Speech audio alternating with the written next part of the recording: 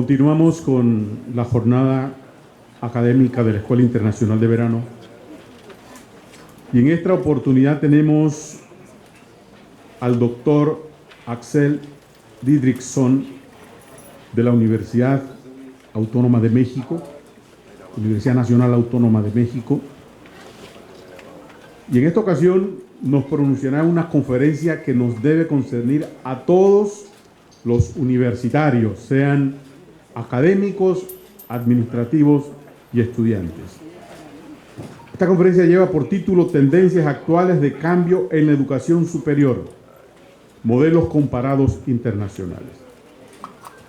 Para ello nos acompañan en la mesa principal, además del doctor Didrikson, el magíster Denis Chávez, quien es el vicerrector de extensión, que como todos sabemos es la unidad que organiza esta Escuela Internacional de Verano en su tercera versión, el doctor José Emilio Moreno, el vicerrector académico de nuestra institución, y el doctor Denis Javier Chávez, quien es el vicerrector de extensión, y el doctor Jaime Gutiérrez, vicerrector de investigación y posgrado.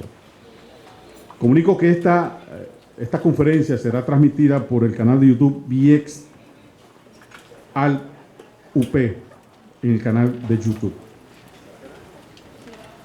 ¿Quién es el doctor Axel Didrikson? Licenciado en Sociología, maestro en Estudios Latinoamericanos y doctor en Economía por la Universidad Nacional Autónoma de México. Postdoctorado en Educación en Proceso 2001 de la Universidad de Londres. Investigador titular del Centro de Estudios sobre la Universidad en la UNAM. Periodista de opinión sobre temas de educación, ciencia y tecnología en los periódicos El Universal, La Jornada y U2000. Es miembro del comité editorial de la revista Educación Superior y Sociedad del IESAL UNESCO, Caracas, y de la revista Evaluação, en Brasil. Entre sus publicaciones podemos destacar Educación, Ciencia y Tecnología en México, El cambio en la Universidad Pública Mexicana, La Universidad del Futuro, relación entre educación superior, la ciencia y la tecnología, Educación superior y transferencia de conocimientos y tecnologías. Además, entre sus principales reconocimientos, Premio Iberoamericano de la Gestión y el Desarrollo Tecnológico en 1995, Medalla al Mérito Universitario, Universidad de San Buenaventura en Cali, Colombia, Medalla al Gran Comendador, Universidad Misael Saracho en Bolivia. Antes de concederle las palabras al doctor Didrikson para su conferencia, escuchemos al señor vicerrector de extensión, el profesor Denis Javier Chávez.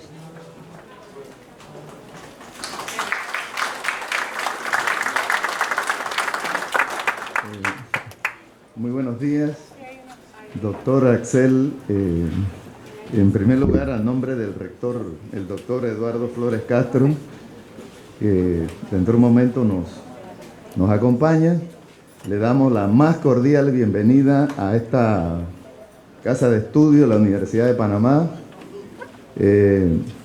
Este programa, la Escuela Internacional de Verano, se enaltece con la presencia suya. Y gracias por hacer parte de su agenda esta actividad que nos proponemos en corto plazo convertirla en un espacio de reflexión sobre los desafíos de la educación superior y la educación en general. En este tercer año de organizar este programa, como todos sabemos, son 6 conferencias magistrales de temas de primer nivel con expositores de lujo, como el que tenemos hoy, con nuestro amigo el doctor Axel Didrikson. Y esta es la segunda conferencia que esperamos todos sea de gran provecho para cada uno de nosotros y para las transformaciones necesarias en nuestras instituciones universitarias, De manera que con estas palabras, bienvenido y un abrazo, doctor Axel. Muchas gracias.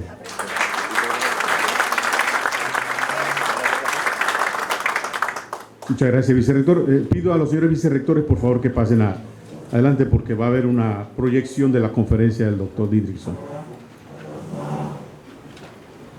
Doctor Didrikson, su auditorio.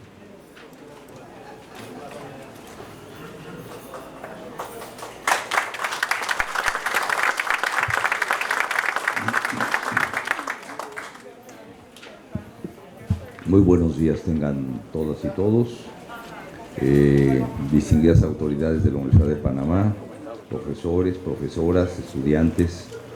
Es un verdadero honor participar en esta tercera versión de la Escuela de Verano de la Universidad de Panamá. Me siento muy agradecido, por supuesto, y además muy confortable con la hospitalidad siempre de este hermoso país y de la universidad a la que tanto quiero, con la que hemos desarrollado con la UNAM cantidad de proyectos durante muchos años y que espero, por supuesto, que lo sigamos haciendo. Así que primeras palabras de agradecimiento, es un verdadero placer y, por supuesto, un honor muy grande para mí el que me hayan considerado para venir a presentar algunas de las tesis sobre las cuales estamos trabajando en términos de la problemática del cambio que está ocurriendo en las últimas 2 décadas quizá, muy recientemente en diversos países y regiones del mundo. Lo que les voy a presentar es un estudio que realicé entre 2017 y 2018 en 25 países del mundo, en 3 regiones, comparado las tendencias de cambio que ocurren en las instituciones de educación superior, particularmente universidades públicas en el mundo, en 3 regiones particularmente. Uno, Asia-Pacífico, tomando como 3 países claves que son los líderes de la región, que como ustedes conocen es China, Corea y Japón, aunque también tomamos la misma tendencia, pero en países que todavía no alcanzan estos niveles de desarrollo, como es Tailandia, Singapur o Malasia. El caso de Europa, desde el inicio del proyecto Bolonia, del famoso proyecto Bolonia, en 1994, pero cómo se ha venido desarrollando ya en la última fase. Ellos plantearon como objetivo ser un único espacio de educación superior, incluso así se llamó, la creación del espacio único europeo de educación superior. Ahora prolongaron del 2010 al 2020 crear este espacio único.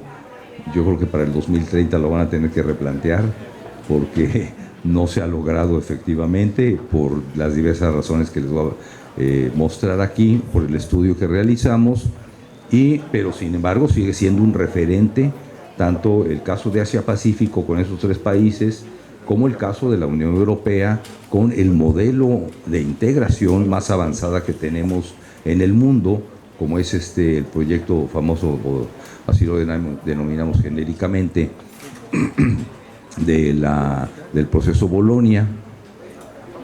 Y finalmente lo comparamos también con el caso de aproximadamente 10 universidades de América Latina, de las más emblemáticas. Caso de Argentina, Brasil, Uruguay, Colombia, Costa Rica, México, por supuesto, el caso de Bolivia, el caso de Colombia y Ecuador y Perú. Este estudio abarcó, les digo, 25 países y aquí traigo solamente algunas de las tesis que hemos encontrado.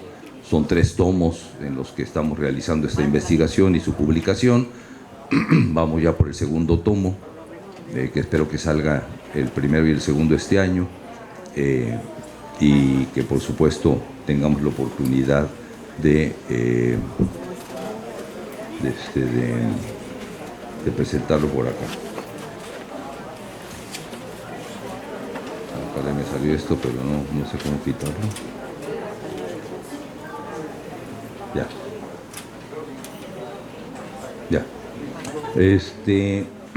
Solo quiero hacer un pequeño paréntesis de aclaración, porque en el currículum que ustedes oyeron, en resumen, dice que estoy estudiando el postdoctorado en la Universidad de Londres. El problema fue que ya teniendo incluso un departamento cerca de la Universidad de Londres con mi equipo de, mi círculo de consultores del trabajo que iba a realizar en esta universidad, en ese momento me ofrecieron ocupar la Secretaría de Educación de la Ciudad de México y tuve que tomar la decisión de si seguía estudiando o si me metía yo a la vida política como ministro de Educación de la Ciudad de México, y pues tuve que optar por ser secretario de Educación en la Ciudad de México, pensando que algún día iba yo a poder hacer, lo cual creo que se puede hacer todavía a estos años del tiempo, un postdoc. Pero obviamente la experiencia que uno tiene en materia de decisiones, de toma de decisiones de política pública, pues me trajo una experiencia increíble en Entonces,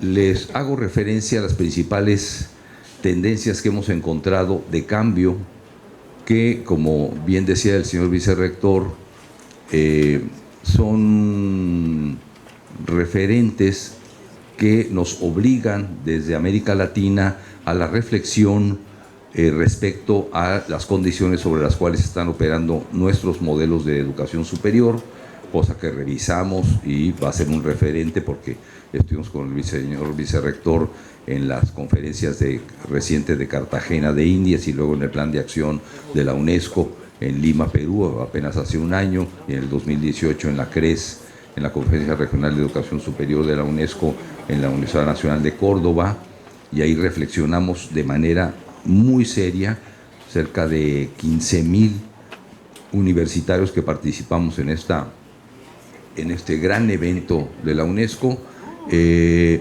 porque nuestras universidades están en una condición también de cambio, pero no todas. Y vale la pena reflexionar en modelos comparados, porque como ustedes lo van a escuchar, se trata de tendencias radicalmente distintas a las que conocíamos apenas hace 20, 30 años. O sea, la universidad contemporánea, hay incluso autores que ya lo señalan de forma dramática así, ha desaparecido. La universidad como la conocíamos, con ese modelo ya sea napoleónico, humboldtiano o tipo americano de docencia, investigación o de investigación y como le llama Sheila Slaughter, de capitalismo académico, está en vías de desaparecer. Y hay otros modelos que están emergiendo de manera muy acelerada, y esto es lo que estudiamos en esta perspectiva comparada de los países, y tenemos algunas de las siguientes tendencias generales que aparecen en esta nueva conformación de modelos comparados en estas regiones a las que me he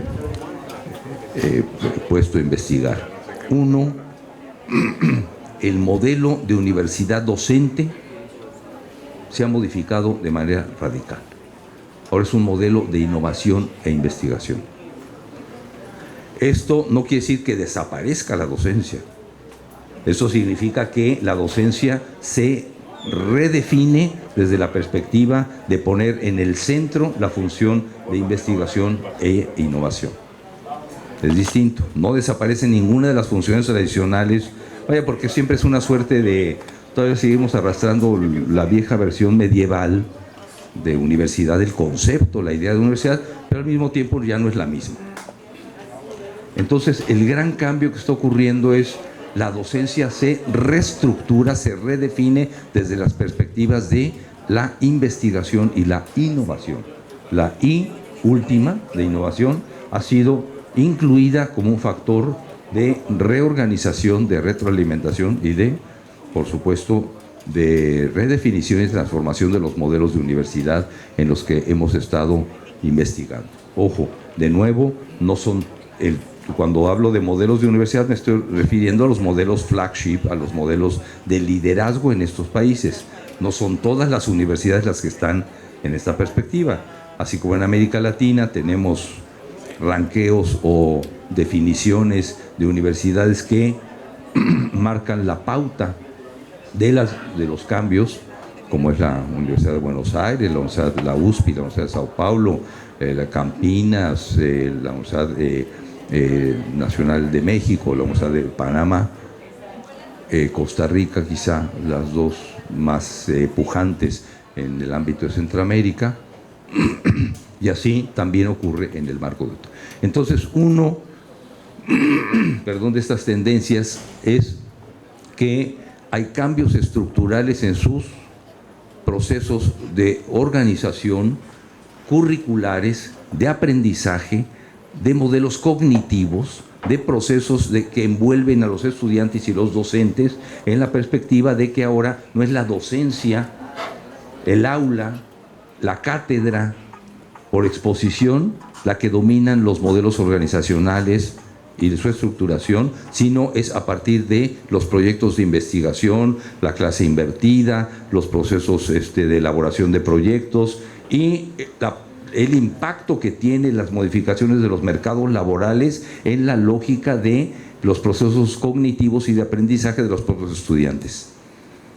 Porque se encontró, aquí es un gran problema, un tremendo problema que tenemos enfrente, que la formación tradicional de los universitarios en nuestros países y en esos países también tenía brechas enormes de incorporación de los perfiles de egreso con respecto a los nuevos mercados laborales. Ahorita vamos a precisar un poquito más esto en relación de la redefinición de los modelos en relación con los mercados laborales. Pero en esta primera perspectiva, como siempre un docente, lo primero que no tiene es GIS.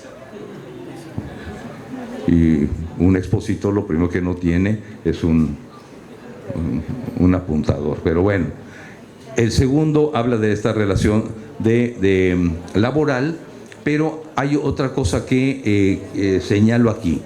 ¿Qué significa que la investigación y la innovación pasen a ser la función principal de reconversión y reestructuración de las universidades en estos países? Que el posgrado está por encima de la licenciatura o del pregrado. El pregrado se ha convertido...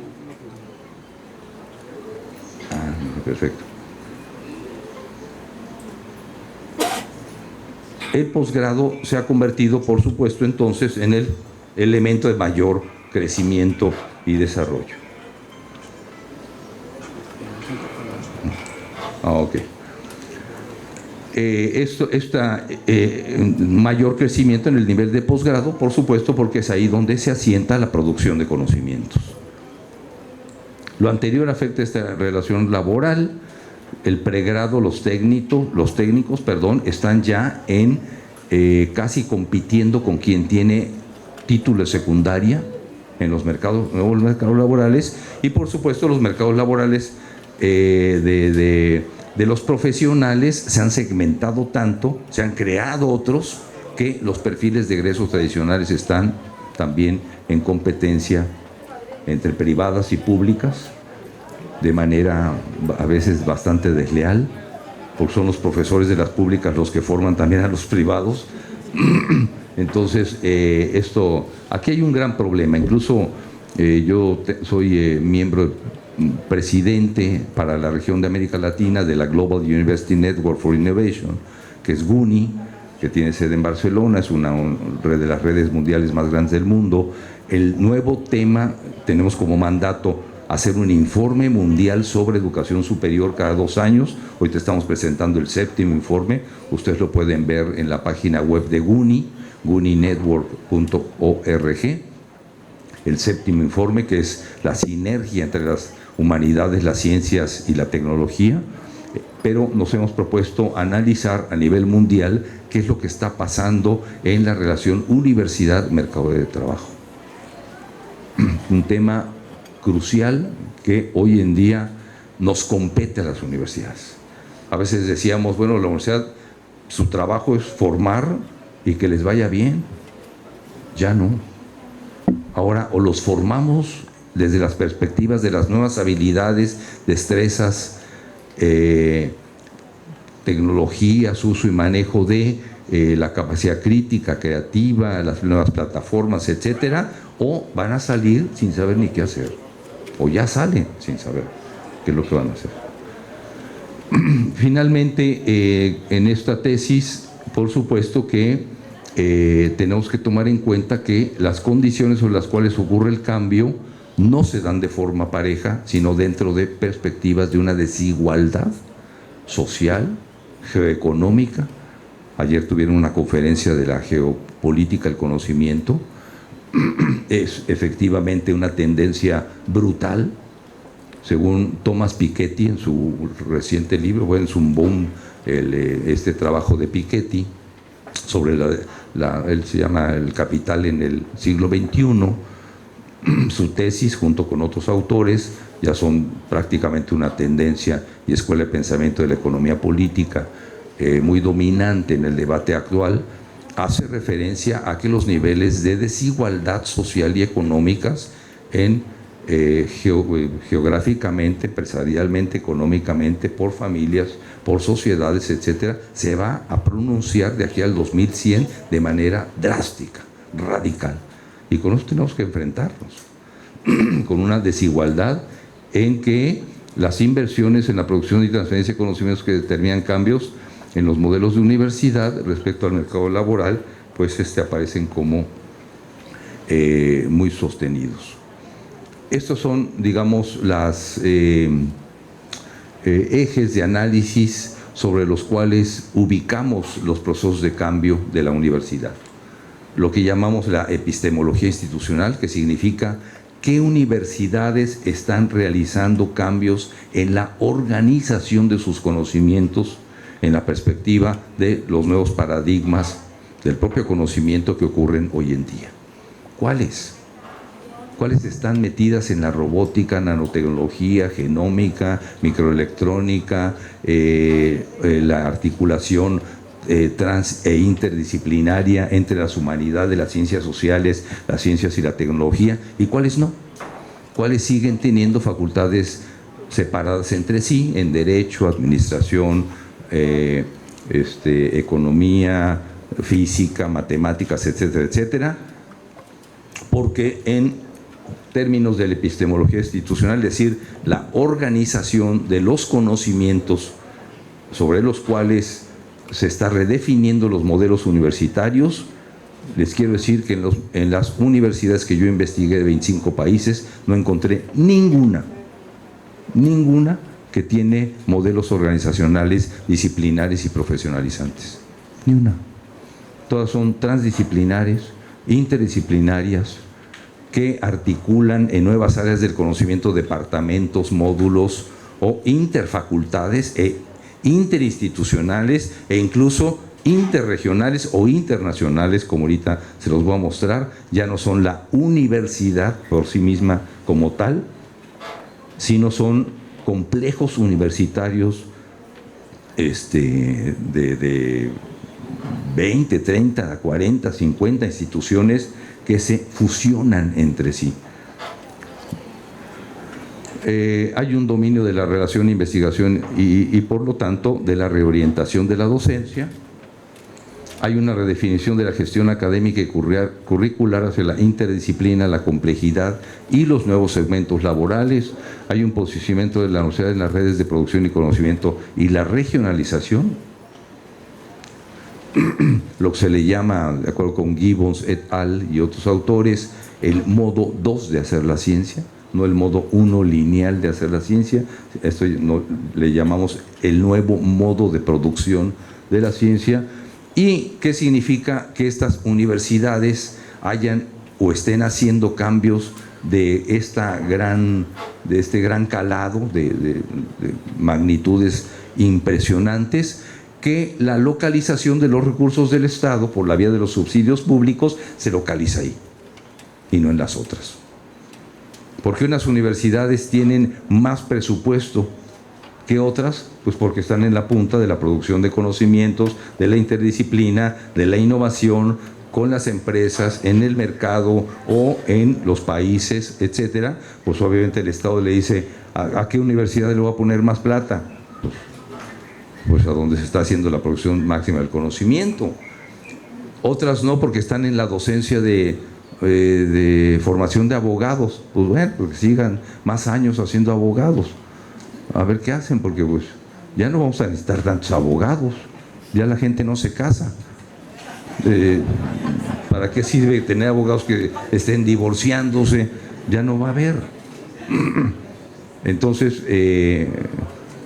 algunas otras profesiones, por supuesto, siguen siendo útiles, medicina, ingeniería, etcétera, pero aún ellas están siendo desafiadas en la perspectiva de los paradigmas del conocimiento. Por ejemplo, la medicina con la genómica, que está alterando prácticamente por la vía de la manipulación genética y genómica, la salud pública, o la ingeniería con la nanotecnología, la extrema miniaturización de los componentes tecnológicos. Entonces, por ejemplo, para la UNAM, que es la principal universidad, mi universidad, sería verdaderamente no solamente un agravio nacional, sino una tontería de política pública que le resten recursos, o a la Universidad de Panamá. ¿Por qué? Porque la UNAM hace el 50% del total de la investigación científica del país. Tenemos el Meteorológico Nacional, tenemos el Centro Nacional de Desastres, tenemos el centro de la Biblioteca Nacional, el Centro de Sismológico, tenemos 23 estados, carreras en nanotecnología, en genómica, las primeras en todo el país. Que le resten un poquitito sería verdaderamente brutal. No esto es lo que ocurre en otros países, como les voy a indicar un poquito más rápido. Bueno, puntos de divergencia frente a estas tendencias que ocurren en el cambio. Bueno, hay una tendencia tecnologicista que cree que muchas profesiones, de hecho los está ocurriendo, pero va a ser absorbida, sustituida por los robots, por la inteligencia artificial. Este tipo de manifestaciones de ciencia ficción como Blade Runner o el título del investigador israelí muy famoso que hizo el libro Sapiens, que se llama O de hombres a dioses, donde prácticamente el ser humano ha sido o está sustituido por una serie de componentes tecnológicos que los hacen superiores a cualquier ser humano desde el plano mental, físico, etcétera, etcétera. O Her, ¿no? No sé si ustedes vieron esta película que se llama Ella, donde de repente un señor normal, como cualquiera de nosotros, claro, en una época no la pone tan larga, 2030, 35, algo así, se separa de su compañera, está solo, compra un sistema que le anuncian, que es un aparatito que se pone aquí, y lo primero que escucha cuando lo prende es la voz de Scarlett Johansson, que le dice: yo canto, toco piano, te hago poesía, te arreglo la vida, y se enamora de ella. Dice: ¿cómo quieres que me llame? Hasta le pone uno nombre. No duerme, no come, no usa tarjetas de crédito, no va al shopping center, pero sí baila y hace el amor, y véanla. Véanla. No digo que dejemos de hacer con las cosas de manera tradicional. sigue siendo mucho más, creo, satisfactorio que hacerlo con un aparatito. Pero hay ese tipo de versiones, ¿no?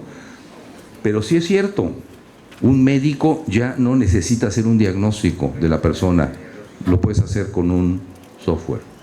Un ingeniero o un arquitecto tiene diseños mucho más exactos de pesos, medidas, cálculos, etcétera, en un software, o diseños que para hacer edificios como el que tienen ustedes aquí, el Tornillo, ¿no? Extraordinarios, bellísimos, con una perfección estructural, y no necesita de su, ¿cómo le llaman? Bueno, nosotros le llamamos mesa de diseño, donde con reglas y aparatos y tinta china se hacía no, ya no, ahora se hace con softwares. Igual un docente, usamos muchísimo más cada día sustitución de imágenes. Yo no procuro hacerlo mucho, pero en auditorios así, pues luego vale la pena para que uno no lo estén viendo tanto. Y se cree, y es cierto como tendencia, pero no tanto, porque no sustituye a nuestra capacidad de conocimiento, pero sí hay sectores importantísimos del mercado técnico y profesional, sobre todo la parte estandarizada, que están siendo sustituidos por inteligencia artificial, y eso lo sabemos. ¿Cómo enseñarle a los estudiantes y a nosotros mismos como investigadores y profesores que este mundo en la relación del mercado laboral, donde va a estar toda su vida, donde van a construir su vida completa, su proyecto de existencia, ya cambió? Es muy importante para la reflexión que tenemos que hacer como universitarios, y sobre todo cuando queremos estar en las fronteras del conocimiento moderno. Hay, por supuesto, también, como lo demuestra el libro de Stiglitz y Greenwood, un modelo de sustitución de la propia universidad de forma completa. Lean ustedes el libro de Stiglitz, bueno, fue Premio Nobel de Economía, ¿no? Creating a Learning Society, creación de la universidad del aprendizaje. Él simplemente ni siquiera menciona a las universidades. Son las empresas las que generan la innovación y el conocimiento. Las universidades, dice, nos sirven para que formen gentes que saben leer y escribir. Cuando se les ordena dicen que sí, patrón, y se adaptan a las condiciones de la propia empresa. Cuando son generalistas, cuando tienen un currículum generalista, cuando tienen un currículum ultra especializado, no hay manera ni siquiera de que hagan eso, porque no saben cómo trabajar en equipo, no saben interpretar diferencias interculturales, no saben entrar en componentes de desarrollo de proyectos originales, no saben cómo ubicar el contexto de aplicación en sistemas novedosos que implican una constante uso de la imaginación, del diseño, de la creación, de la creatividad o de la capacidad crítica. Y si eso no lo formamos nosotros, pues obviamente en la empresa pues se desecha, dice no. Pero él habla de que hay una sustitución desde la empresa. ¿Sí? Ya sabemos cuántas universidades de empresa hay. Universidad Apple, Microsoft, Nissan, Toyota. Todas las grandes transnacionales tienen una universidad.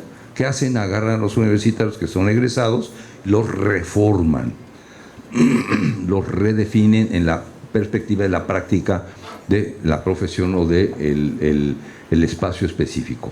Una, ya lo decía yo, inequidad globalizante pronunciada, son las tesis de Piketty, Hellman et al., y una desigualdad en la ampliación de las brechas del conocimiento, como es el caso regional de América Latina.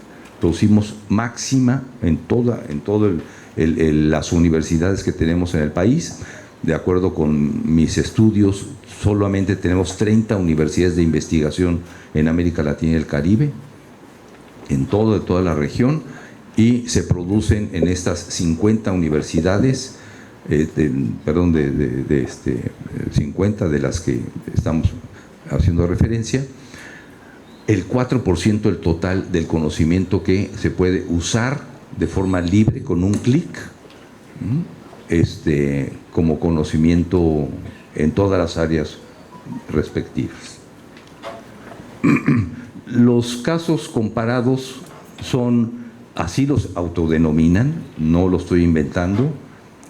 La política pública ha redefinido el modelo universitario desde estas categorías. Para Asia-Pacífico, todos los países que les dije, China, Corea, Japón, Singapur, Tailandia, y Singapur, ya lo dije, el otro no lo dije porque no estuve, se autodenominan World Class University, universidades de clase mundial. En el marco de la Unión Europea, su concepto que utilizan es ir a modelos de innovación e investigación y por lo tanto se llaman World Research Universities, universidades de investigación mundial, porque según su proyecto de Unión Europea era alcanzar el 2010 a ser el espacio de producción mundial del conocimiento. Ahora ya lo pasaron al 2020. Como les decía, a lo mejor lo van a pasar al 2030. No es tan fácil competir en conocimientos a nivel mundial, sobre todo, por ejemplo, con China. Ahorita les voy a platicar un poquito de esto. Otras universidades solamente hacen referencia a que son líderes. Son universidades líderes donde hay el concepto de que este liderazgo se obtiene no por ser universidades de clase mundial, sino porque son universidades con alta responsabilidad social en la investigación que producen, como muchas de América Latina, la Universidad de Panamá, donde la investigación, o la UNAM, o la Universidad de Buenos Aires, o la USPI, tiene mucha mayor relación en términos de el concepto de investigación responsable. En la Conferencia Regional de Educación Superior de la UNESCO refrendamos en la Universidad Nacional de Córdoba, en el marco de los 100 años de la autonomía universitaria que ocurrió en esa misma universidad, refrendamos que el modelo de Universidad de América Latina era un modelo de bien social, de bien público, de derecho humano, donde el subsidio del Estado era una garantía para el ejercicio de un bien público, porque es un derecho humano. A diferencia de otros, lo de los modelos que estoy refiriendo, ahorita van a ver por qué nosotros sí concebimos que la autonomía universitaria es un principio fundamental de organización de la vida académica, de la libertad de investigación, de la libertad de cátedra, etcétera, desde la perspectiva nuestra. Y hay otras universidades, por supuesto, de la Unión Europea que tienen este mismo concepto, donde la valoración de su trabajo no está dado solamente por los papers o los rankings, como ocurre en estas, sino por el impacto social y la incidencia social del trabajo de las universidades. Por ejemplo, con el nuevo gobierno en México de Andrés Manuel López Obrador, acabamos de aprobar, bueno, está en estos días por aprobarse, la nueva Ley General de Educación Superior y una nueva Ley de Ciencia y Tecnología, en donde, por ejemplo, el Consejo Nacional de Ciencia y Tecnología, CONACYT, que es el organismo máximo de orientación de recursos hacia la investigación y la innovación, el CONACYT, ahora se llama CONACYT, pero con H. Consejo Nacional de Humanidades, Ciencia y Tecnología. Claro, lo digo CONACYT, a diferencia del anterior CONACYT, porque la H es muda. Pero bueno, pero lleva la H ahora. Y el principio de valoración del trabajo académico, amén de que se convierta en un libro, en un artículo indexado, en Scopus, en Social Science Index, etcétera, etcétera, lo que ustedes quieran.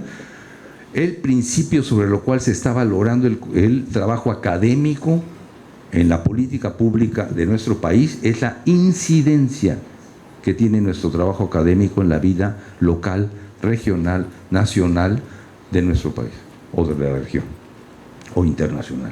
Es decir, ¿para qué sirve lo que hacemos?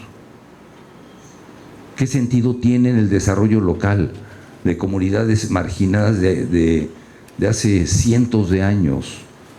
¿Cómo se vincula nuestro conocimiento con la salud pública, con el medio ambiente, con el género, con la participación de la mujer, contra la violencia, por la gobernabilidad, por las condiciones de atraso de muchas regiones? ¿Y qué hacemos los universitarios para que siendo universidad pública, esto tenga incidencia, es el concepto que usamos. En Europa se usa más el concepto de calidad social de la investigación, el impacto social de la investigación. Nosotros usamos el concepto de incidencia social, y esto ya está en los proyectos de investigación para obtener fondos concursables y para garantizar un nuevo tipo de evaluación académica en nuestras universidades. Puedes seguir haciendo tu paper, puedes seguir discurriendo durante 20, 30 años sobre Foucault, puedes seguir trabajando qué hizo la Escuela de Frankfurt y sus repercusiones. Está bien, y no sacas ninguna publicación si tú quieres, pero se va a privilegiar en los marcos de la relocalización de los recursos del Estado aquellos proyectos que tengan incidencia local, regional, etc. Bueno, este es un cuadro donde hago una relación de los términos en los que se usa estos conceptos y cómo se redefine la docencia, el impacto social del conocimiento, la investigación e innovación, y puse un nuevo que es básicamente el privado, que le llamo corporativo, la iniciativa privada, y qué características tiene en la perspectiva del mercado. Bueno, entonces les relato muy brevemente lo que encontré en estas universidades: Japón, China, Corea. Japón, desde el gobierno de Abe, básicamente en 2004-2006, hizo una reforma en las instituciones nacionales del Japón, antes imperiales: la Universidad Nacional de Tokio, la Universidad de Kioto, la Universidad de Tohoku, la Universidad de Hiroshima, de Nagasaki, las grandes universidades nacionales que estaban constituidas dentro del plano de la política pública como entidades de bien público, entidades nacionales públicas, así se denominaban en la Constitución japonesa. Pasaron a ser NUC, New University Corporations. O sea, pasaron a ser entidades semipúblicas o semiprivadas. Y se decretó que a partir de ese cambio en la política pública nacional, el gobierno le iba a reducir el 1% de su presupuesto de subsidio anual para que la universidad lo consiguiera y con eso tuviera mayor autonomía. En las conferencias que tuve la oportunidad de dar en Hiroshima, en el propio Universidad de Tokio, Tsukuba, en fin, yo les decía: o sea que ustedes son más autónomos porque les restan recursos del Estado. Decían: claro, a los investigadores japoneses. Me decían: por supuesto, somos independientes financieramente y somos más autónomos. Incluso el concepto de reducción o de NUC, de corporativo, se entiende como de mayor autonomía.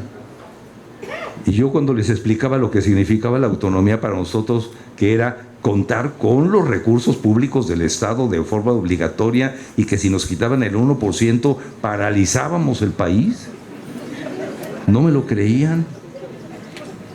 Me decía: ¿cómo? Me decía un investigador japonés: o sea que ustedes son autónomos porque dependen del Estado.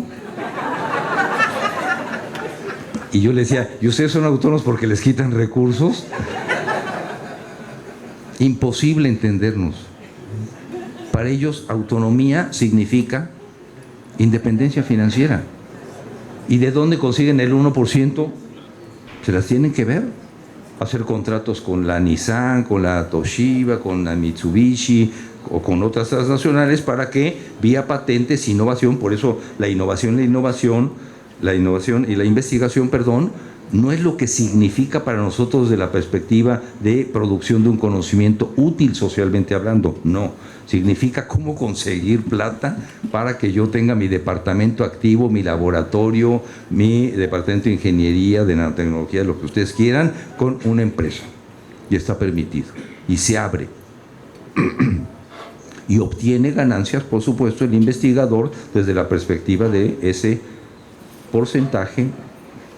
Esto ha sido relativamente, todo un debate, porque como ustedes saben, el modelo japonés fue adoptado bajo el modelo humboldtiano y tiene un componente del cuerpo académico muy, muy, muy poderoso, fuerte, de impacto. A un sensei no se le mueve tan fácilmente. Es como el catedrático alemán.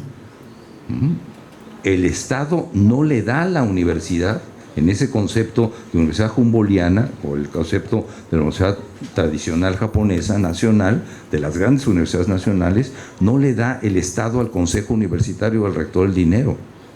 Se lo da al catedrático, al sensei, a su departamento, y él lo maneja a su antojo. Entonces cuando le dice, ¿sabes qué hora tienes? Te voy a dar, en lugar de 100%, 99%, y al rato va a ser 98%, y al rato va a ser 97%. Algunos catedráticos dicen, a ver, quítamelo. Va a implicar reducir estudiantes. Ya no acepto ayudantes, ya no acepto associate professors, etcétera, y eso implica que hay menos demanda. Claro que allá no les interesa porque no tienen jóvenes, ¿no? Ustedes saben que Japón es la población más de mayor envejecimiento del mundo. Cuando ven un carrito de bebé en la calle, la gente se para. ¡Ay, un bebé! Miren, un bebé. Le digo, no me digan, vayan a América Latina si quieren ver bebés. Por todos lados. Allá no. Y la gente, ahí sí les digo, las chicas, sobre todo, las mujeres se han empoderado y dicen, yo no me quiero casar, quiero vivir sola, no quiero tener hijos. Hay un problema hasta de motivación política, de subir salarios, de duplicar condiciones, de tener becas, etcétera, a quien produzca japoneses. Son condiciones distintas. Pero este es el fenómeno que está ocurriendo en un gran debate. No crean que es así simple. Esta política pública de ABE además es muy neoliberal y además muy mercantilista, y ha prácticamente privatizado toda la universidad pública con este concepto de querer ser World Class University.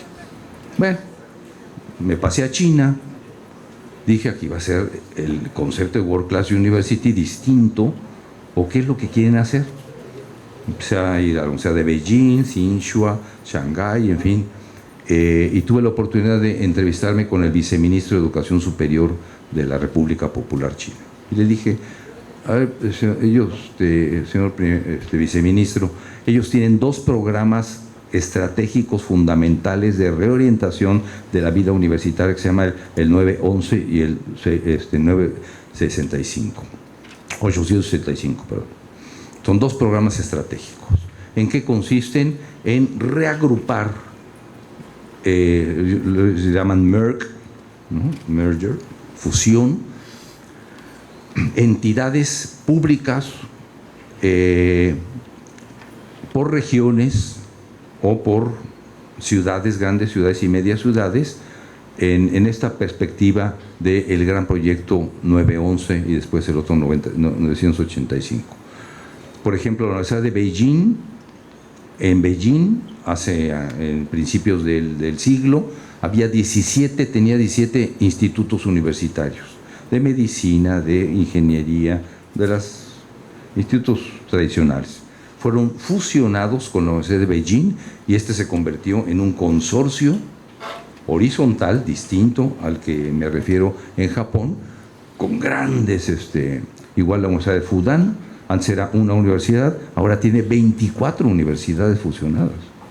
Es un complejo de producción de conocimientos que no se imaginan.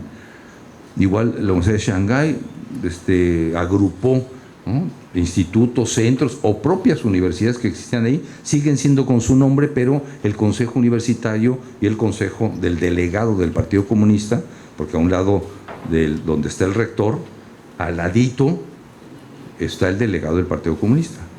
Lo tiene que consultar primero antes de tomar decisiones respecto a la vida política de la universidad.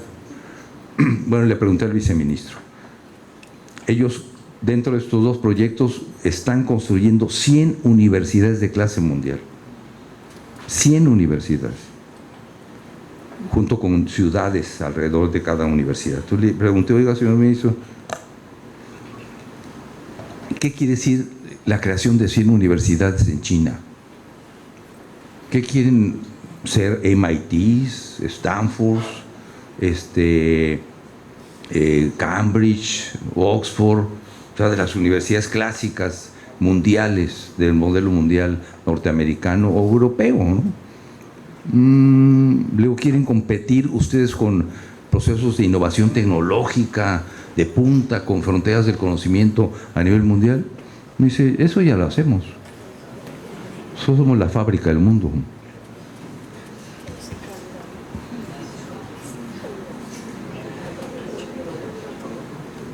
Algo traen chino, ustedes. Todos traemos algo chino. Producen todo. Entonces me dice el viceministro, nosotros somos la fábrica del mundo. Si no dicen Made in China, dice Made in Vietnam o en Singapur, y va a ser subsidiaria de una empresa transnacional china. Por ejemplo, en México, también América Latina, el segundo país de mayor inversión directa extranjera, después de Estados Unidos, es China. Con 7 hermanas, en México son 7 hermanas. Tiene el mayor nivel de inversión extranjera directa, comandadas por Huawei, que es su empresa telefónica y telecomunicaciones. Pero, por ejemplo, ellos tienen, nosotros tenemos aquí 10 empresas telefónicas, o menos quizá, ahora están reduciendo, pero ellos tienen 200 empresas telefónicas chinas, que solamente están en chino, con una altísima tecnología. Bueno, le pregunto, ¿van ustedes a competir? No, ya lo hacemos, me dice el ministro. ¿Quieren ser la punta del conocimiento? Ya lo somos. Dice, por ejemplo, los acabamos de ganar en papers producidos en rankings internacionales en ingeniería a Stanford.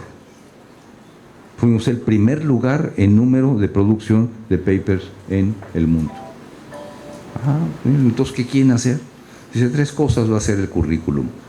Dice, obviamente vamos a estar produciendo innovación e investigación. Son universidades de investigación.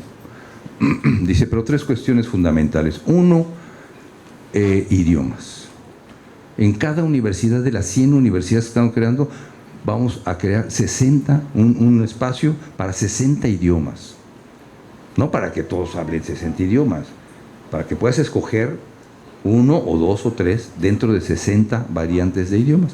Dice, porque el chino, somos una sociedad cerrada, milenaria, y el chino pues, se casa con una china, tiene chinitos, y los chinitos tienen chinitas o chinitos. ¿Y qué hablan? Chino, pequinés sobre todo. Entonces dice, llegamos a otro país, llegan a Panamá y tienen que contratar a un traductor, andan en grupo, no se mezclan y no entienden, sobre todo cuando ve un panameño así de rápido, pero ni yo. Pero fíjate que, ¿qué? Perdón, ¿cómo me dijo? Me lo repites de nuevo, por favor, pero lento, en español.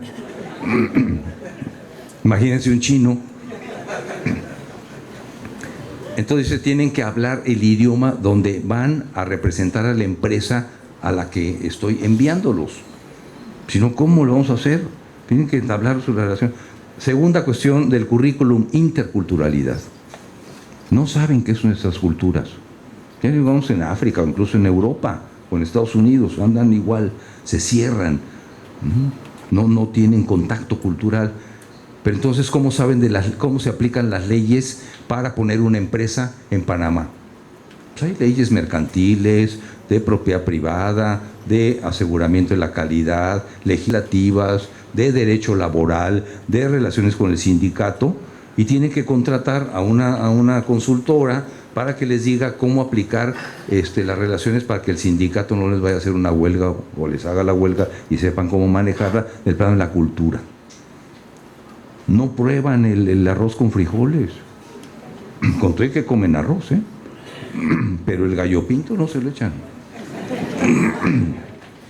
Ya no digamos en México algunas enchiladas o un mole poblano, pero ni probarlo, con todo que ellos comen todo lo que se mueve. No, quien ha ido a Beijing sabe que hay una zona donde uno puede comer, por ejemplo, ¿cómo se llaman? Alacranes, chinches, ratas, de repente gato por liebre. Yo un día probé pata de camello en una sopa. Pata, riquísima. Los pulpos los agarran vivos y los echan en la sopa. Cocodrilo, lagarto, víboras. Digo que les cuesta comer un mole de olla, por favor. Entonces, idiomas, interculturalidad, dice, pero lo tercero es muy importante. Finanzas, planeación, dirección de empresas, dirección de comités ejecutivos, etc. Porque lo que queremos formar en estas 100 universidades, me dice el viceministro de la República Popular China de Educación Superior, son los líderes del mundo. Como nosotros vamos a ser la potencia principal del mundo, tenemos que formar el liderazgo mundial. Con estas 100 universidades, ellos van a entender la cultura, van a dirigir las empresas a las que llegan, van a hablar hasta panameño o mexicano, para decir que también nosotros hablamos raro, no se preocupen, porque quieren dominar el mundo. Están empeñados en ser los líderes del mundo. Cuando yo hablo esto, le pregunto a los colegas en nuestras universidades, ¿y nuestra universidad qué forma para qué? ¿Qué pretende? ¿Cuál es nuestro objetivo en el conocimiento, en el mundo, en nuestra sociedad, en nuestro país? Claro, tenemos por supuesto objetivos muy claros. Formar profesionales con dignidad, con capacidad crítica, movilización ciudadana, etcétera, etcétera, etcétera. Somos verdaderamente autónomos en eso, pero producimos muy poquito el conocimiento que puede ser un componente de liderazgo también en este modo de hacer las cosas. Tenemos mucha conciencia crítica, es la disyuntiva conciencia crítica, conocimiento, pero muy poco conocimiento. Reproducimos demasiado el que existe. Lo repetimos y lo repetimos y lo repetimos y lo repetimos y lo repetimos y lo repetimos. En nuestras universidades no ocurre eso. Eso se repite hasta cierto punto, pero se desarrollan nuevas capacidades. Bueno, entonces, este es Asia-Pacífico. Corea tiene un modelo distinto. Ahí Corea también agarró lo del World Class University, pero hizo un modelo local, regional, de abajo para arriba. Es decir, las universidades locales les metieron una cantidad de recursos, de millones de dólares, de recursos públicos y privados, fusionaron empresas para desarrollar primero recursos locales. Es decir, innovan en la perspectiva de una localidad determinada. Una vez que innovaron en la localidad determinada, producen a nivel regional, después de nivel regional producen a nivel nacional y después están exportando autos, máquinas, computadoras, televisores, etcétera, porque es un mercado abierto, pero lo hacen primero consolidando lo local. Es un modelo interesante el coreano. Y su principal modelo se llama BK21st, Brain Korea 21st, o sea, cerebro coreano al siglo XXI. Ese es su modelo, su política de Estado nacional, muy exitosa. todavía no alcanza a tener la potencialidad japonesa o china, pero ahí van. Los coreanos tienen una capacidad organizativa y de articular política pública con mercado y universidades muy potente, con todo, con que algunas universidades, como otras, en particular la National University of Seoul, que es la más potente, tiene un movimiento estudiantil que se opone constantemente y se da con todo, como los de Hong Kong. Toman aeropuertos, se enfrentan a la policía, van con cascos, van con... Bueno, esa es la Universidad de Seúl, pero aún así siguen teniendo este modelo con una enorme inversión, como todos los modelos que les estoy señalando. ¿Cuál es la tendencia, pues, en este caso de la World Class University? Una tendencia a la mercantilización y privatización de la universidad pública. Tremenda. Pero los cambios los están posicionando en nuevas áreas del conocimiento, en la división internacional del conocimiento muy destacada, y creo yo que los modelos que están desarrollando son los más innovadores, ciertamente muy mercantilizados, muy privatizados, pero están asumiendo condiciones de liderazgo en la producción del conocimiento muy fuertes, desde una visión crítica con la que estamos viendo estos modelos. El modelo europeo, como ustedes lo conocen, y lo conocen mejor porque que el caso chino o los otros, porque para nosotros fue un referente el modelo de Bolonia. Como somos una región de mucha integración, yo creo que somos, según mis cálculos, la región que tiene más redes y asociaciones universitarias en el mundo. En el mundo. Levantan ustedes una piedra en una universidad latinoamericana y van a encontrar como 20 redes. Estamos súper enredados. Todos, no me dejarán mentir, estamos en asociaciones, redes, grupos de trabajo, mundiales, internacionales, locales, chiquitas, pequeñas. ¡Qué bien! Porque somos un país que nos podemos integrar mucho más fácilmente porque tenemos 2 idiomas y uno intermedio muy común, portugués, español y portuñol. Nos entendemos muy bien con la Universidad Federal de Río Grande do Sul, con la gente de la USPI, no tenemos ningún problema en entendernos, o ya no digamos con mayores dificultades con un argentino, con un chileno. Cuando hablan en su caló, también no se les entiende muy fácilmente. Pero tenemos redes y asociaciones, en fin. En Europa fue el modelo que quisimos jalar, es decir, de homologación de créditos, movilidad estudiantil y académica, el diploma suplementario, o sea, los principales ejes sobre el modelo de Bolonia. Esto existe, pero quien ha estado en Europa sabrá que se siguen imponiendo las propias universidades desde la perspectiva nacional. O sea, Sorbona sigue teniendo su lógica de que es la Universidad de Sorbona en París y punto. De Nantes, etcétera. Bueno, ahora el Brexit ya ni se diga. Ya todas las universidades se salieron del proyecto Bolonia con el Brexit. Tontos, porque el gran programa de movilidad estudiantil de la Unión Europea desde todo el siglo, el primer programa de movilidad era estudiar inglés, por obvias razones. Todo el mundo quería estudiar inglés cuando eras italiano, español, francés, alemán. ¿Qué otro idioma quería estudiar? Pues inglés. ¿Y a dónde se iban? A Inglaterra. Entonces Inglaterra recibía los fondos de la Unión Europea para desarrollar programas en inglés. Ahora ya no los va a recibir. El que quiera ir a estudiar a Inglaterra tiene que pagar en Cambridge, o en Oxford, o en la Universidad de Londres, sus cursos de inglés, porque ya no va a tener la beca que tiene en el proyecto Bolonia dentro de los 50 y tantos países que ahora comenzaron 24 en el 94. Bueno, pero lo que ha ocurrido es que lo que ha destacado es la conversión de las universidades europeas en universidades de investigación. Existe una digamos, tres ejemplos poderosísimos. Uno, el de Scandia, que es las grandes universidades nacionales de investigación de Dinamarca, de Suecia, de Noruega y de Finlandia, que se fusionaron.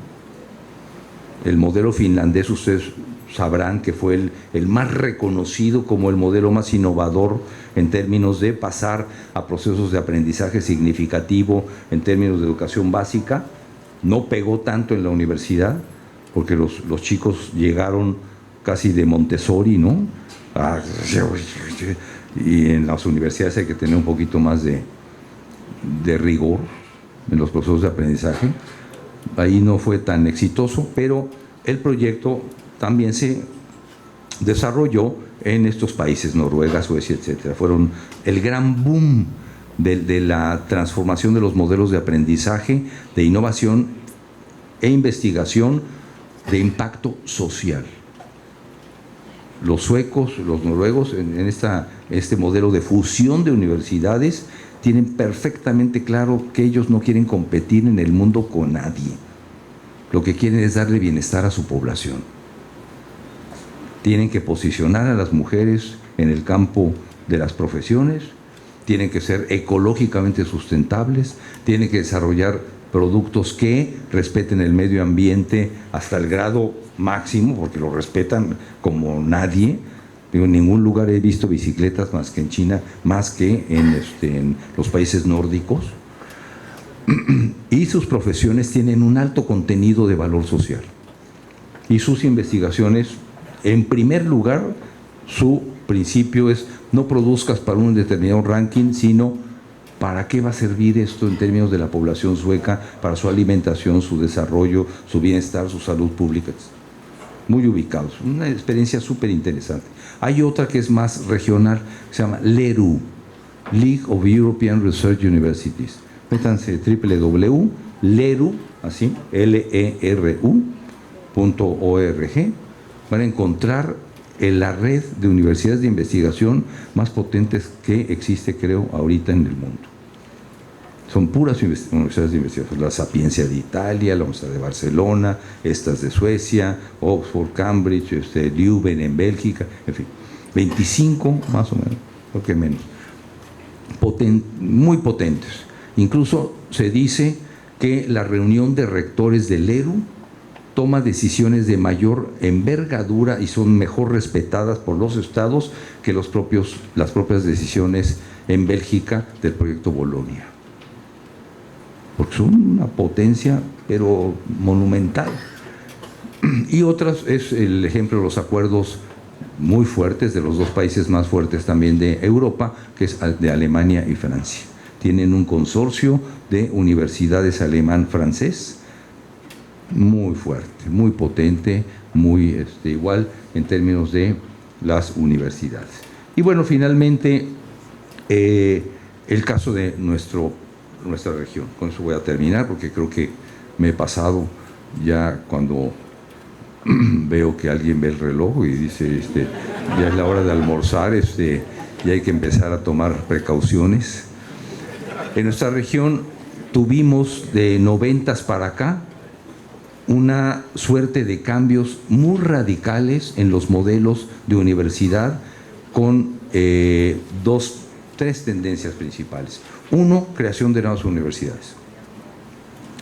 En Uruguay, donde tradicionalmente había una sola universidad que definía por ley constitucional el otorgamiento de títulos, grados y definía la política pública de educación superior, que era la Universidad de la República, hoy hay 3.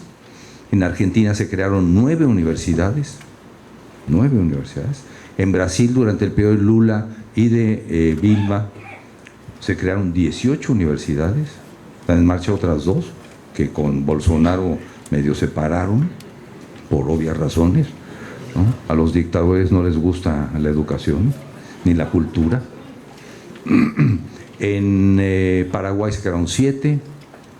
En Bolivia se crearon 3 universidades interculturales para los 3 grandes grupos indígenas, muy potentes, muy fuertes, de tipo indígena intercultural.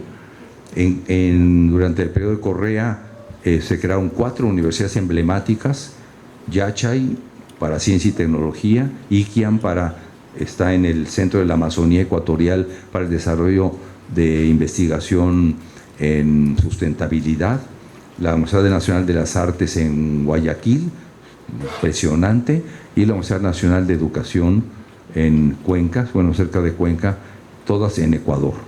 Yo participé como comisión gestora en la Universidad Nacional de Educación, acabamos de terminar el periodo, ya tenemos ahí cerca de 10,000 estudiantes en 7 carreras, todas orientadas a la formación docente.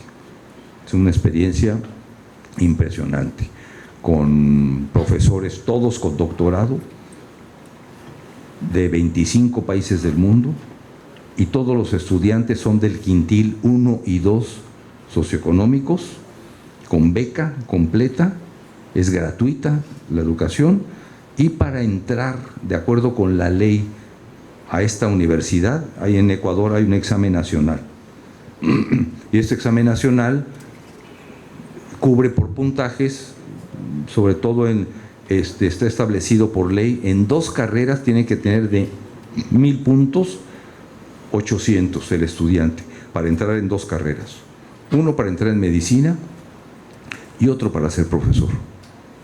Si el muchacho no obtiene 800 puntos, no puede entrar a la universidad para ser docente, por una razón, porque se dice el médico pues te cura, bueno, a veces, ¿no? Te prevé una enfermedad y si la tienes, pues te mata, lo más fácil. Pero el profesor genera todas las profesiones, enseña a todas las profesiones. Entonces el principio fue: quien forma a los demás tiene que estar en el mercado laboral ganando igual que el mejor profesional, que gana más. Por lo regular es el médico. Es un principio de ley. Si quiere usted ser abogado, creo que hasta 60 puntos, una cosa así. Administrador, 100 puntos. Para ser ingeniero creo que sube tantito, 600 puntos. Pero para ser profesor necesita tener 800 puntos en el examen nacional. Importante esta modificación de la política pública que hubo. Ahora con el cambio que ustedes vieron hace apenas algunos meses, hubo una insurrección ciudadana, sobre todo indígena, muy fuerte. Entre otras cosas, hubo un recorte de cerca de más del 10% del gobierno de Lenín Moreno, así se llama Lenín Moreno, el nuevo gobernador, el nuevo presidente, hacia las universidades. Estas universidades emblemáticas han sido golpeadas de manera muy drástica, igual que pasó con Bolsonaro en Brasil, que prácticamente los están persiguiendo. Es una cosa verdaderamente brutal hacia las universidades públicas. Por ejemplo, hay una ley que dice, ustedes lo saben como funcionarios de una universidad pública, lo hacemos en todo el mundo, nos queda un remanente del presupuesto público en X partida presupuestal y tenemos que hacer un congreso internacional. Pues agarra de esta partida que está en subejercicio y la pasamos para hacer un congreso internacional que es dentro de la vida académica interesante, normal. Eso en Brasil significa que el rector va a la cárcel. Lo tiene que regresar. Y además se le van a fincar responsables por qué no lo usó en la partida respectiva. Es terrible. Bueno, ahí se crearon 18 universidades tan importantes. Todas las que les estoy diciendo de las nuevas universidades tienen modelos totalmente distintos a la Universidad Napoleónica y están más bien empujando, por ejemplo, la Arturo Jaureche, Nacional Arturo Jaureche en el Gran Buenos Aires, tiene todas las carreras de tipo comunitario. Si usted quiere estudiar ahí X carrera, tiene desde su principio de formación es que tiene que servir. Desde el primer día está vinculado a la comunidad para aprender a desarrollar proyectos y ejercer el conocimiento a partir de su inserción en la comunidad. Así está diseñado el esquema. Por ejemplo, la ABC de Sao Paulo, del Gran Sao Paulo, así se llama la Universidad ABC, que fue el gran modelo de Lula, él fue quien dicen que puso tiene 200 especialidades, pero son unas especialidades en donde el tronco común, que es genérico, de habilidades genéricas, de desarrollo de una currícula de formación dentro de lo que le llaman las 4C, ¿no? Pensamiento crítico, producción de conocimiento, creatividad y desarrollos cognitivos desde la perspectiva de un aprendizaje autónomo. Ellos van construyendo sus articulaciones curriculares y crean una disciplina X. Pues tiene 200 carreras. Pueden ser que esas carreras tengan solamente una generación, punto. Se acabó la generación y surgen otras 100, otras 50, otras 20. Un modelo súper flexible, yo no lo conozco en otro lugar. Hemos estado ahí con el rector, una cosa extraordinaria, además con un modelo arquitectónico que va de acuerdo con la capacidad para articular espacialmente las diferentes currículas y estudiantes y profesores, bien interesante, y Universidad de Investigación.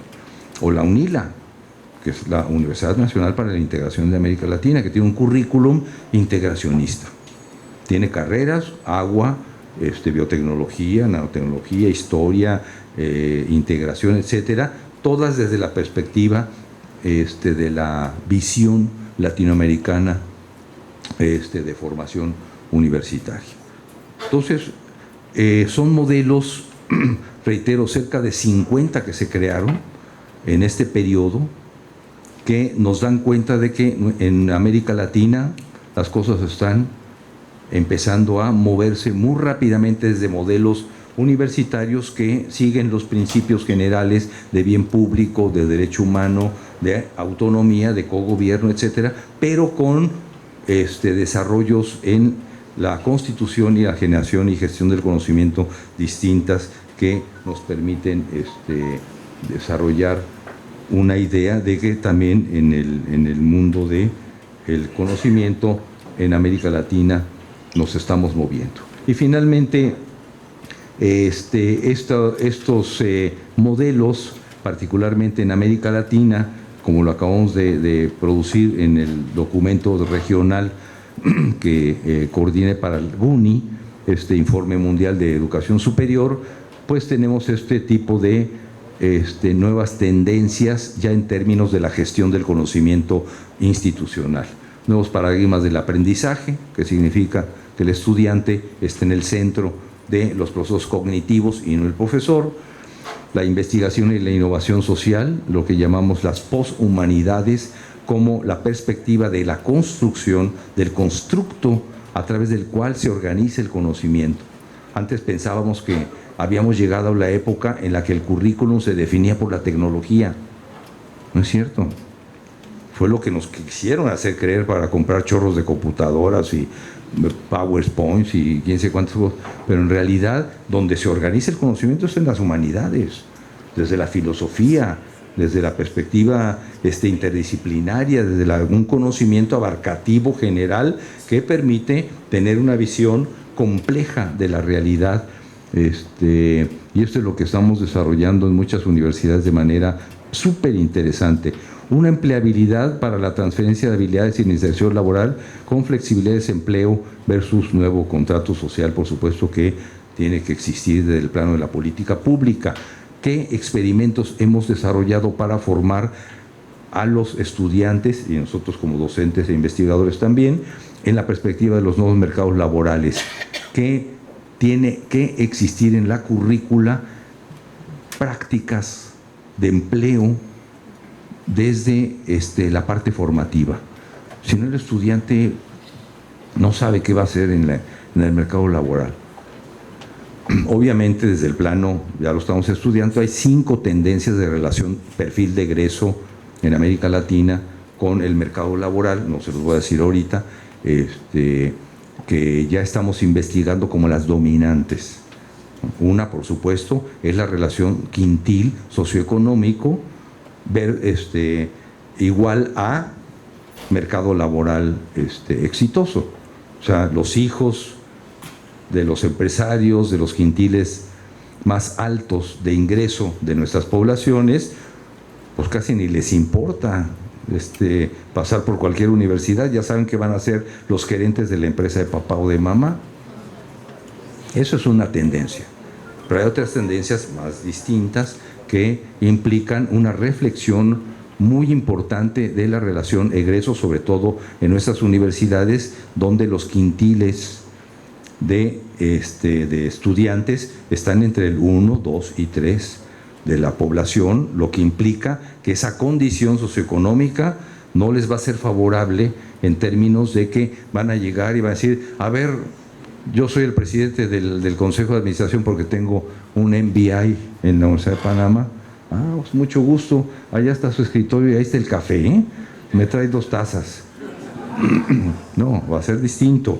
Nuestros estudiantes tienen que ir súper bien dotados, bien formados para desarrollar una proyección de vida casi autónoma, con una capacidad propia de generación de movilidad en el conocimiento. Estamos entrando fuertemente, esto fue una de las líneas de trabajo que sacamos de la CRES del 18, de la creación de un espacio del conocimiento iberoamericano, con redes y asociaciones por áreas estratégicas que ya están definidas desde el plano de la Organización de Naciones Unidas, por un lado con los famosos CDS, o sea, los Objetivos para un Desarrollo Sustentable, pero que implican el desarrollo de nuestras instituciones en áreas estratégicas, como lo hemos planteado en la Declaración de Córdoba del 2018. El Estado es un factor de empleo masivo, por supuesto, y de resguardo del derecho humano. En algunos países lo estamos desarrollando. Ahora, como está la región medio convulsa, uno nunca se iba a esperar millones de personas irrumpiendo las calles en Chile, que era el modelo neoliberal y de universidad público-privada que aparecía como el modelo, ¿no? Y ahora tiene miles de estudiantes endeudados durante toda su vida por haber agarrado un crédito del propio Estado o privado. Ya irrumpió, ya va a haber una discusión, nueva constitución, pero esto va a tardar 2 años. Vienen elecciones en Bolivia después de la insurrección indígena, bueno, lo de Evo, en fin, que nosotros tuvimos exilado un rato. En Ecuador hubo también una insurrección indígena ciudadana. En Brasil van a cambiar las cosas con la salida de Lula. En fin, en Colombia están todos los días tomando las calles y las universidades, etcétera.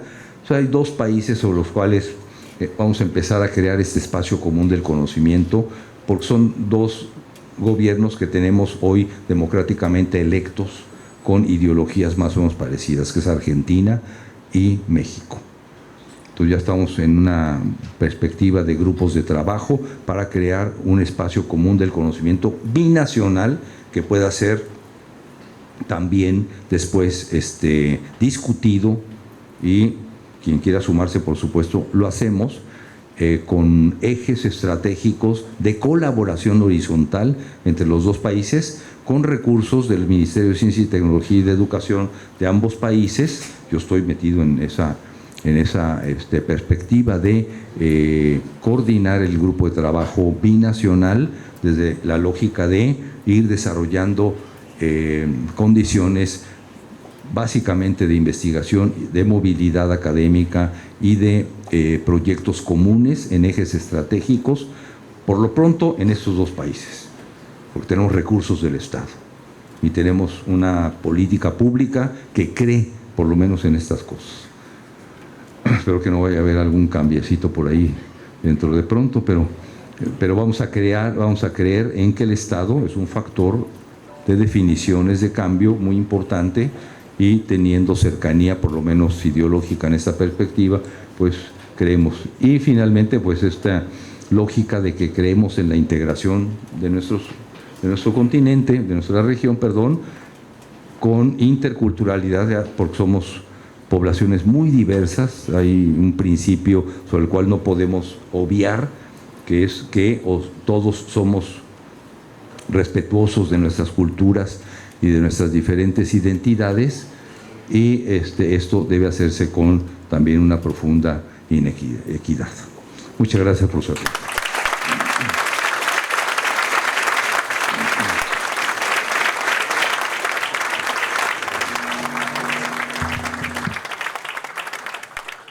Muchísimas gracias al doctor Axel Dridikson.